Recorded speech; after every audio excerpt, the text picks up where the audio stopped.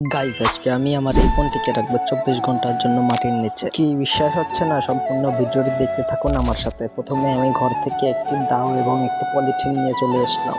এরপর আমি একটা বাগানে চলে আসলাম। বাগানের সুন্দর থেকে একটি জায়গা আমি পছন্দ করে নিলাম, যেই জায়গায় পরের দিন যেন আমি যেই জায়গায় ফোনটি গেড়েছি সেই জায়গার যেন আমি খুঁজে পেতে পারি। এরপর আমি কিন্তু এখানে মাটি কাটা শুরু করে দিই এবং একটি বড় করে গর্ত করে নিচ্ছি ফোন আকারের সাইজের, যেখানে আমার ফোনটি পুরো ঢুকে যাবে মাটির ভিতর। আর এখানে কিন্তু আপনাদেরকে দেখিয়ে দিয়েছি আমার কিন্তু পুরো একটা ভালো একটা ফোন আমি মাটির নিচে গেড়ে দিয়েছি। 24 hours later.